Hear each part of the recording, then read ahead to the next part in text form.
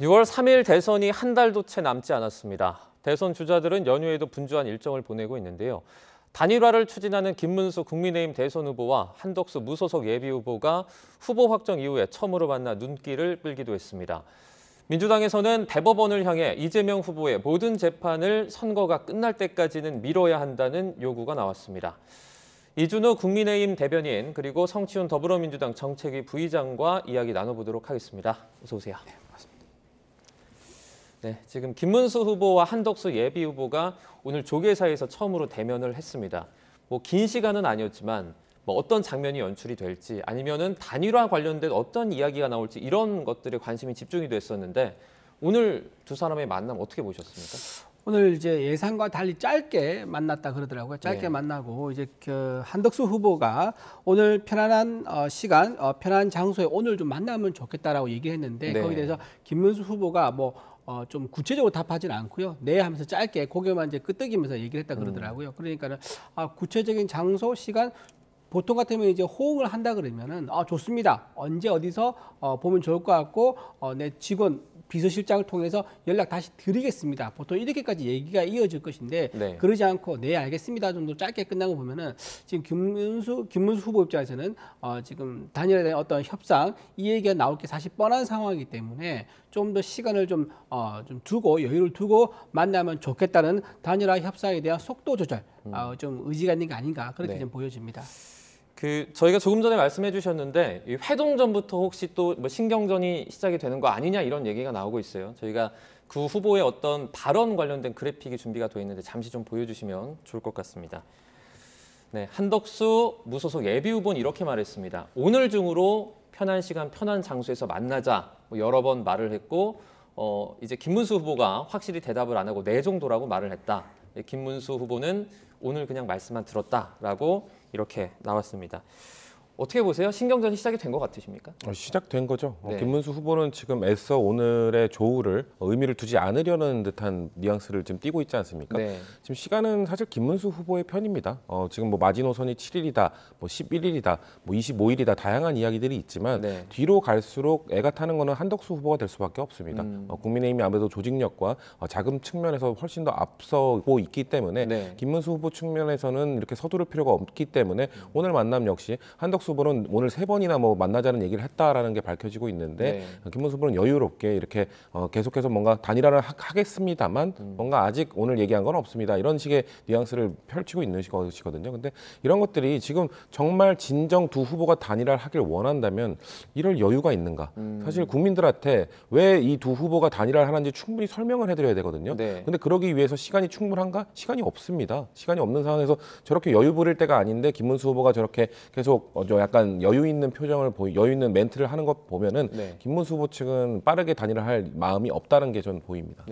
근데 지금 이제 김문수 후보가 유리한 거는 시간에서 김문수 후보가 유리한 게 맞죠. 지금 정당의 후보니까. 근데 또 유리한 거 있는 건 아닙니다. 지금 여론은 또 한덕수 후보에게 또 유리한 면이 있어요. 뒤에 가서 여론조사 다시 얘기를 하겠지만 각종 여론조사에서 한덕수 후보가 좀 김문수 후보보다 앞서는 그런 경향이 꾸준하게 일관되게 나오고 있는 상황이거든요. 그렇다고 하면 만약에 현재 이 상황으로 계속 간다 그러면 김문수 후보가 시간은 유리하겠지만 여론조사에서 혹시 한덕수 권한대한테 더 밀려버리는 이런 상황도 리스크가 있을 수 있습니다. 그래서 시간과 여론 이 두 가지가 각각 서로가 필요한 상황이기 때문에 저는 단일화 어떤 이런 문제가 그렇게 오래 끌지는 않을 거다 그렇게 봅니다. 근데 김문수 후보가 이제 당 경선 과정에서는 저희가 김덕수 전략이라고 해서 계속해서 단일화 얘기를 꺼내오지 않았습니까? 갑자기 온도가 좀 달라진 이유는 어디에 있을까요? 이제 경선 후보가 이제 되고 나서 확정이 되니까 좀 이제 참모들 사이에서 우선 단일화 이제 협상을 우리는 가장 먼저 긍정적으로 적극적으로 밝힌 게 김문수 후보입니다. 사실 경선 과정에서 8강, 4강, 2강 가면서 김문수 후보가 단일화에 가장 열려있다는 입장을 보였기 때문에 당원과 민심의 지지를 받아서 1등까지 올라가는 거 아니겠느냐라고 이제 볼 수 있는 거죠. 그런데 막상 1등이 되고 나니까 그렇다고 해서 당원들이 뽑아준 국민의힘의 후보를 밖에 있는 후보와 단일화를 아주 신속하게 하는 것은 또 당원에 대한 예의가 아니다.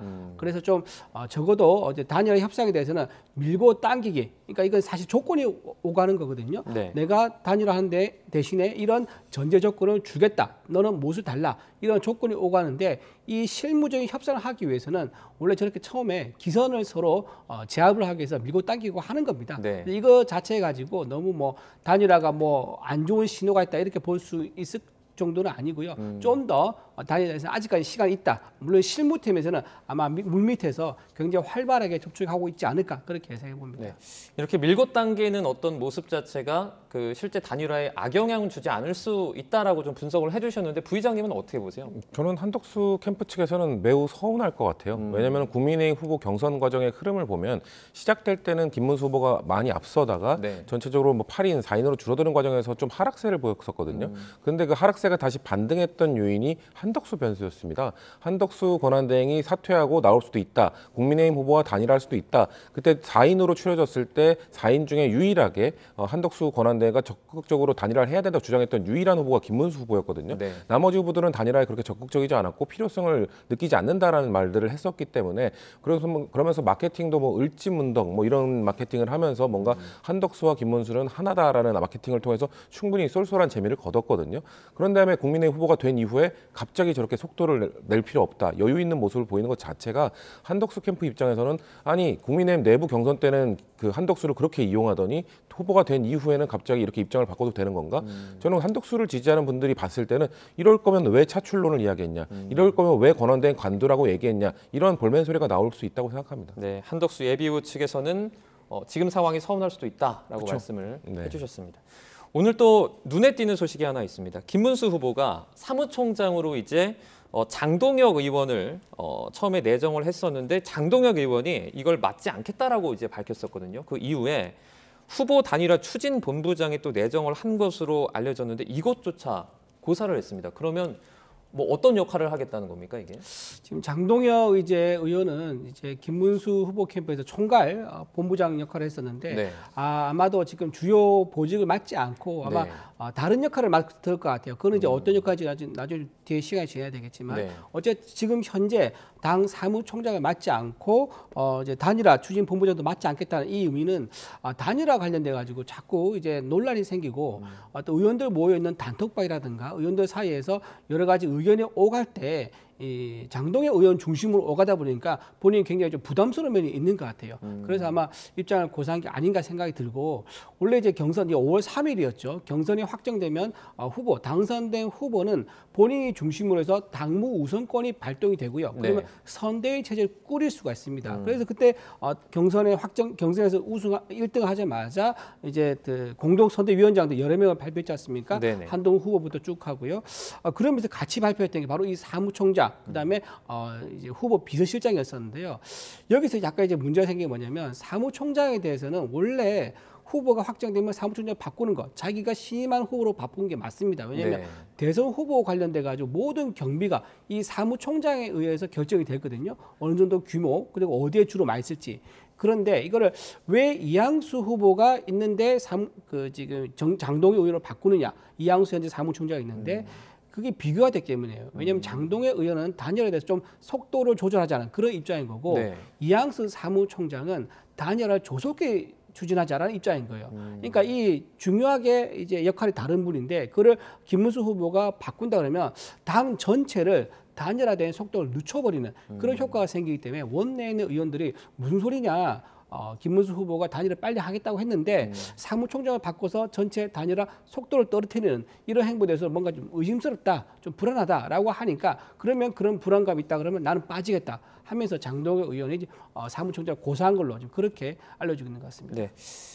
이런 가운데 국민의힘 사선 중진 의원들이 후보 등록 마감일 전에 빠르게 단일화를 마무리 지어야 한다고 촉구하고 나섰는데요. 저희가 관련 영상을 준비했습니다. 함께 보고 오시죠.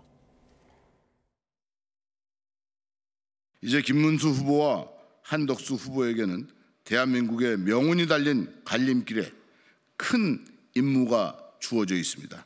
후보 등록 마감일인 5월 11일 이전에 단일화가 이루어져야 합니다. 이 시한을 넘길 경우 투표용지 인쇄를 시작하는 5월 25일까지 지루한 협상으로 국민들에게 외면받는 결과만 초래할 것입니다. 이에 국민의힘 4선 의원은 기득권을 내려놓고 국가와 국민만을 생각하면서 신속하게 아름다운 단일화를 이루어내기를 희망하고 있습니다. 네, 이제 후보 등록 마감일이 5월 11일인데요. 그 11일 엿새 남았습니다. 이 특정 시한을 콕 집어서 이전에는 단일화가 이루어져야 한다 이렇게 주장을 하고 있죠. 그러니까 11일이라는 기간이 11일 이전에 단일화가 이루어져야 국민의힘 한덕수, 국민의힘 김문수 이렇게 후보를 낼 수 있는 겁니다. 네. 그리고 11일을 넘기게 돼버리면은 이제 무소속 한덕수가 되는 것이고요.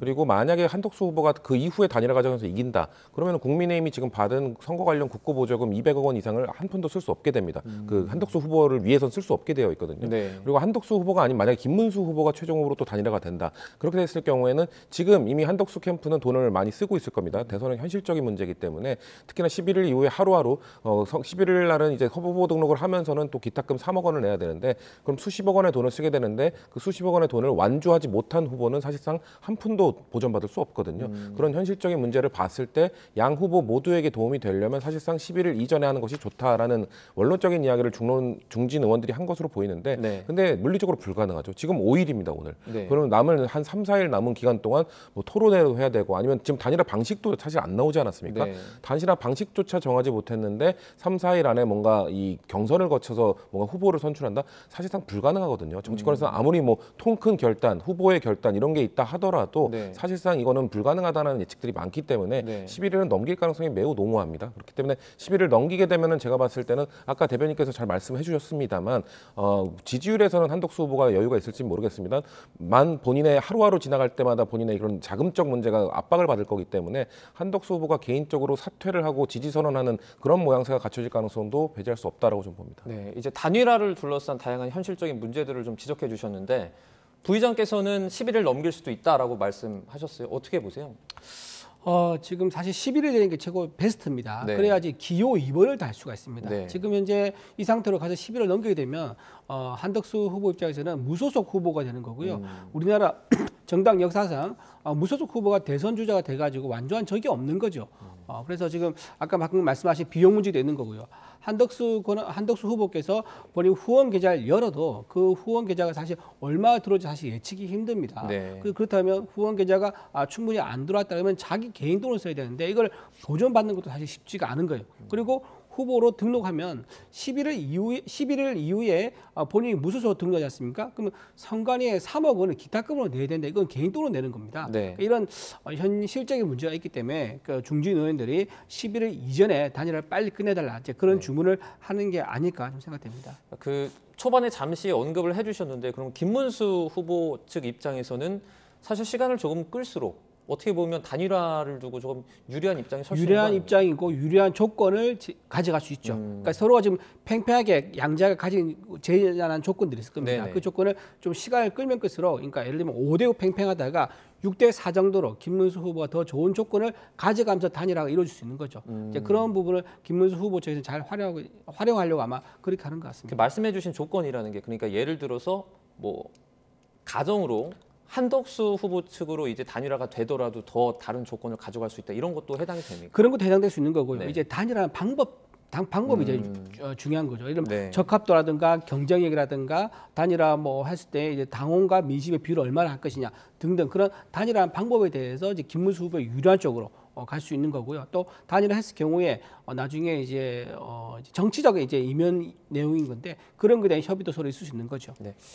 국민의힘은 오늘 저녁 7시에 의원총회를 앞두고 있습니다. 지금 뭐 예정이 되어 있는데 아무래도 단일화 관련된 이야기가 화두겠죠.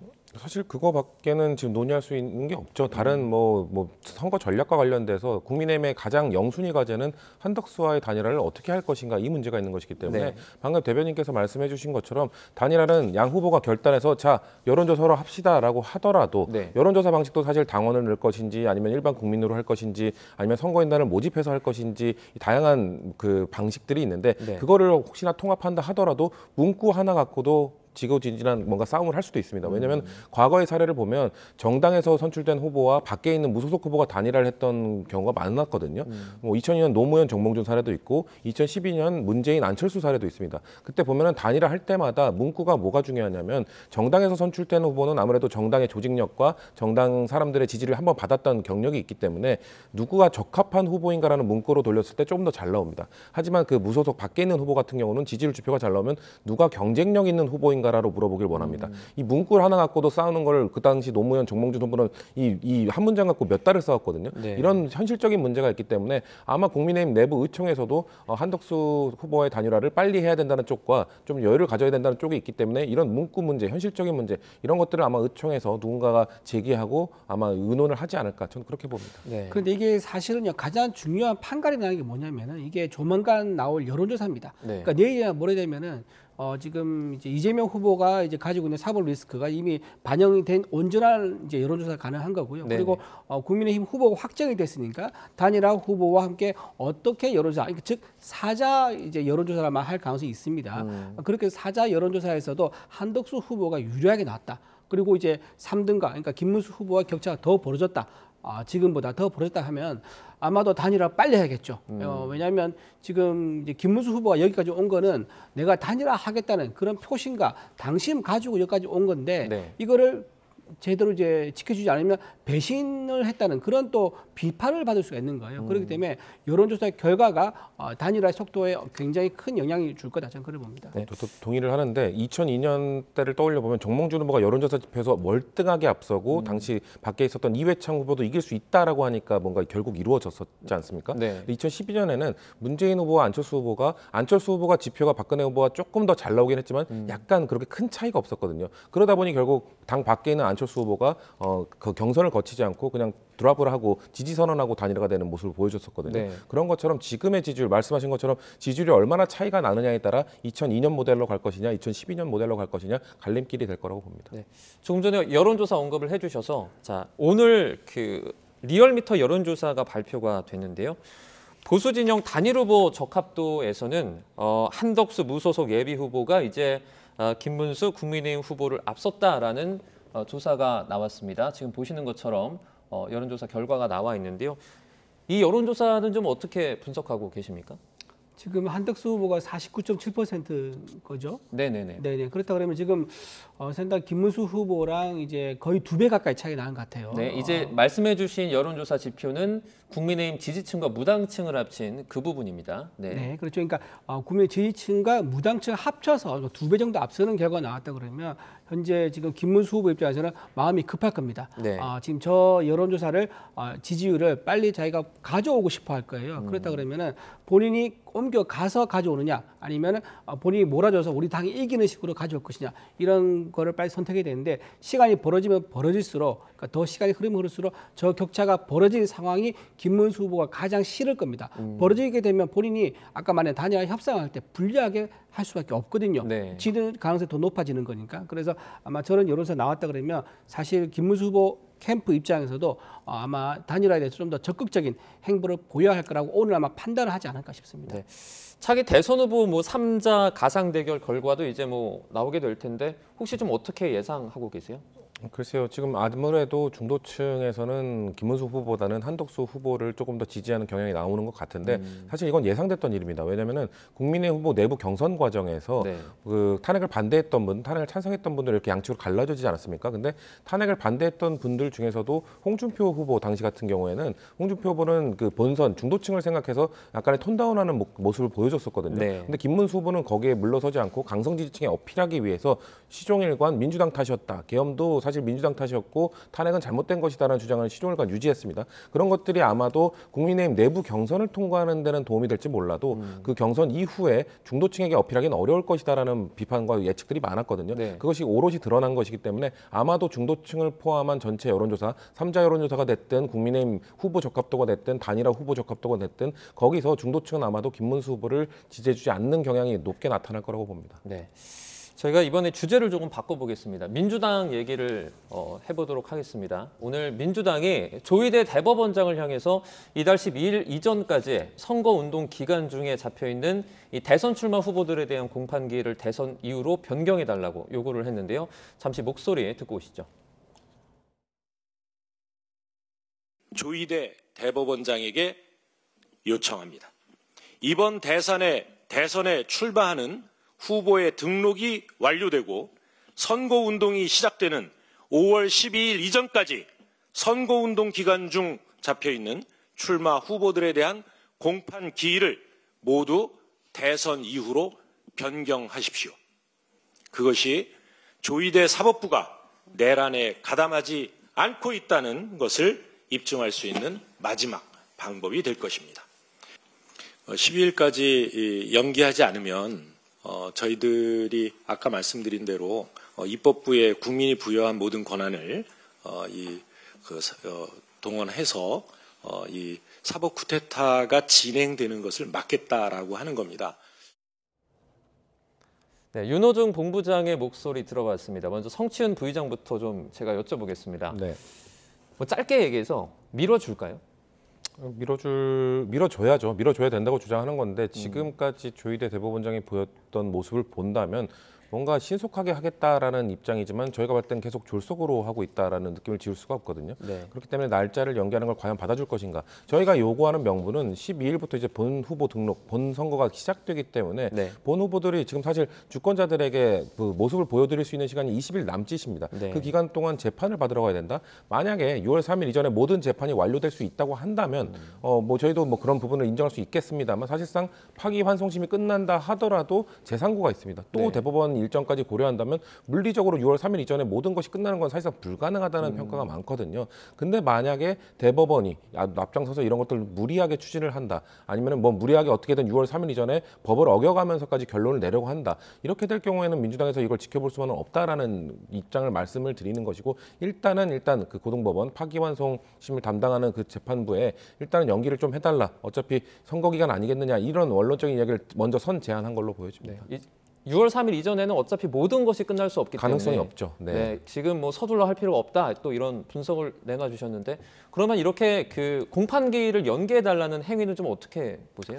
저는 좀 염치 없는 요구라고 생각합니다.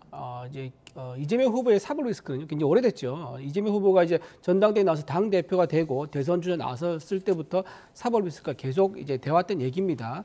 저는 이제 민주당한테 이렇게 묻고 싶어요. 지금 일반적으로 상식 수준에서 전과 사범이고 5개 재판 받는 분을 당 대표로 만들고 대선 주자로 올리는 거 이거 왜 이렇게까지 해야 됐었는가? 그러니까 애초에 재판 받는 사람이 아닌 후보를 내세워가지고 국민들이 깨끗한 사람 그리고 사법 리스크가 없는 사람을 뽑을 수 있는 상황을 만들면 되지 않습니까? 네. 그러니까 처음부터 사법 리스크 있는 사람을 밀어붙였고 더군다나 당원 단결도 개정을 했어요. 원래 민주당 당원 단결에 따르면 기소된 사람은요 전당대회에 출마할 수 없거나 민주당의 공천을 받기 없게 돼 있었습니다. 근데 일극체제로 되니까 이거를 바꾼 거예요. 이재명 후보 한 사람을 위해서 바꾼 겁니다. 그렇게 해서 사법 리스크를 계속 안고 직진하다 보니까 이 상태에서 대선 주자까지 가버리는 거고 그거 관계없이 사법부는 사법부 시간이 또 흘러가지 않습니까? 네. 사법부 시간이 흘러가서 선고가 나오게 되니까 이거를 사법부 탓으로 하는 거 이건 잘못된 거죠. 본인들이 처음부터 정치의 시간, 대선의 시간을 따로 갈 수밖에 없는 거고 사법부의 시간은 원래 독립적으로 가는 거니까 거기에 본인이 리스크를 안고 간 책임은 민주당이 차야 되는 거지. 이거를 사법부를 탓하는 건 잘못됐다. 그리고 또 하나 정치에 대한 쿠데타, 뭐 대선에 대한 개입 이렇게 얘기하는데요. 민주당이 이재명 후보 관련돼 가지고 검사들이 수사를 했었을 때 네. 검사를 탄핵했었습니다. 그럼 그걸 뭐라고 얘기합니까? 그 사법부에 대한 정치 쿠데타입니까? 그렇게 얘기할 수 없는 거지 않습니까? 그런 식으로 각각의 자기 역할이 있는 거고 그래서 삼권불비 있는 건데 이걸 인정하지 않는 거는 이건 국민들이 잘 판단하실 거다 그래 봅니다. 윤호중 본부장이 그 12일을 이제 뭐 그 공판 기일 연장의 마지노선으로 또 제시하기도 했었는데 그러면 만약에 이 12일을 기점으로 어떤 뭐 공판기일 연장이라든지 연기라든지 이런 게 없으면 그 민주당에서 특정한 어떤 행동을 좀 하겠다는 의도로 보십니까? 즉각적으로 이루어지지는 않을 거라고 봅니다. 네. 지금 뭐 초선 의원들 중심으로는 조희대 대법원장의 탄핵을 빨리 해야 된다는 주장도 있습니다만 네네. 지도부에서는 이렇게 서두를 필요는 없다. 서두르서는 안 된다. 상황을 좀 더 봐야 된다라는 의견이 좀 다 지배적이거든요. 네. 왜냐하면은 지금 아까 말씀드린 것처럼 고등법원이 지금 파기환송심을 15일부터 시작해서 뭐 빠르게 진행될 수는 있습니다. 근데 그것이 이례적으로 뭔가 예측 못한 정도로 빨리 끝나게 되고 뭔가 대법원이 재상고 그 기간도 뭐 재상고 이유서를 받는데 보통 20일 정도가 시간을 주는데 그 시간도 주지 않고 바로 뭔가 선고를 내려버리려고 한다. 이런 모습을 보인다면은 아마 다른 액션을 뭐 취할 수는 있습니다만 일단은 20일 이것만 넘긴다고 바로 뭔가 탄핵 소추라든지 이런 것들을 진행하자. 이것들은 아직 당에서 결정된 바가 없고 네. 검토하는 안 중에 있습니다만 아직 최종 확정된 안은 없다. 좀 더 상황을 보고 판단하자는 게 좀 다수설인 걸로 알고 있습니다. 근데 민주당에서 강경파들의 목소리가 좀 우려스러운 수준입니다. 지금 부승찬 의원 같은 경우는요, 네. 이거 15일 날 공판을 막아야 한다라고 얘기를 했어요. 네. 그러니까 막는 방법이 뭡니까? 사법부, 그러니까 서울고법을 점거하는 거 이외에 막을 방법이 없습니다. 근데 막자고 했단 말이에요. 이게 굉장히 위험한 발언인 거죠. 뭐 민노총이라든가 또 과격 시위대를 동원해서 막자 이런 신호로 읽힐 수 있습니다. 굉장히 위험한 거고요. 또 하나 판사 출신의 최기상 의원이라고 있습니다. 그분 같은 경우 이제 대법관들을 전부 다 탄핵하자 이런 또 얘기를 했어요. 근데 그런 부분에 동조하는 민주당이 상당히 많은 거예요. 10명을 전부 다 한꺼번에 탄핵하자. 지금 31명 탄핵돼 있거든요. 10명 탄핵하면 41명입니다. 전 세계에서 이제 이런 기록은 아마 앞으로도 나오지 않겠죠. 뭐 과거에도 없었던 거고 이런 식으로 사법부를 법치주의를 짓밟아 버리고 자기가 원하지 않는 결론이 나오면 전부 다 뒤집어 버리겠다. 이제 이런 식으로 나와버리게 되면 아마 국민들이 민주당이 가지고 있는 불안감에 대해서 이번 대선에서 아마 심판하지 않을까 싶습니다. 그 뭐 대법관이라든지 아니면 조희대 대법원장이라든지 이런 인물들을 대상으로 한 탄핵 시도가 일각에서는 어떻게 보면 역풍을 맞을 수도 있다라고 우려를 하고 있는데 이건 어떻게 보세요? 그것 때문에 지도부가 좀 종합적으로 고려를 하는 것 같습니다. 그리고 그 탄핵을 진행한다 하더라도 실효가 있느냐 이런 이야기도 있거든요. 네. 그러니까 지금 어차피 그 대법원 판결 나온 거를 탄핵한다고 해서 뒤집을 수도 없는 것이고 그렇기 때문에 만약 추가적으로 아까 말씀드린 것처럼 대법원이 만약에 파기환송심 결과가 나오고 그 이후에 뭔가 뭐 보통 서류 전달 7일, 뭐 재상고 이유서 제출 20일 이 기간까지 법적 절차까지 어겨가면서 또 다시 뭔가를 하려고 한다. 그렇게 된다면은 뭔가 극단적인 방법을 채택할 수도 있겠습니다만 네. 아직까지는 당 지도부의 생각은 그런 뭐 탄핵이나 이런 것들은 뭐 카드론 갖고 있되 좀 더 상황을 지켜보고 판단하자라는 것이 저는 주된 의견인 것으로 알고 있습니다. 네, 그 이어서 당과 그러니까 네. 민주당과 이재명 후보 간에 어떻게 보면 좀 그 분위기가 조금 다르게 느껴지는 부분이 있는데 일종의 역할 분담이라고 저희가 볼 수 있습니다. 뭐 그렇게 볼 수도 있죠. 그리고 지금 선거 기간이 조기 대선은 매우 짧습니다. 네. 주권자분들에게 우리 당의 후보가 가진 생각과 비전을 보여드릴 수 있는 시간이 안 그래도 작은데 네. 지금 뭔가 이재명 후보가 본인과 관련된 재판 관련 이야기를 하고 다니는 것보다는 어떤 비전, 어떤 정책을 갖고 있는지 대선 후보로서의 일정을 소화하는 것이 당연한 것이기 때문에 좀 분리해서 역할을 하고 있다라고 봐주시면 될 것 같습니다. 네. 알겠습니다. 오늘은 여기까지 듣도록 하겠습니다. 이준우 국민의힘 대변인, 성치훈 더불어민주당 정책위 부의장과 함께 얘기 나눠봤습니다. 고맙습니다.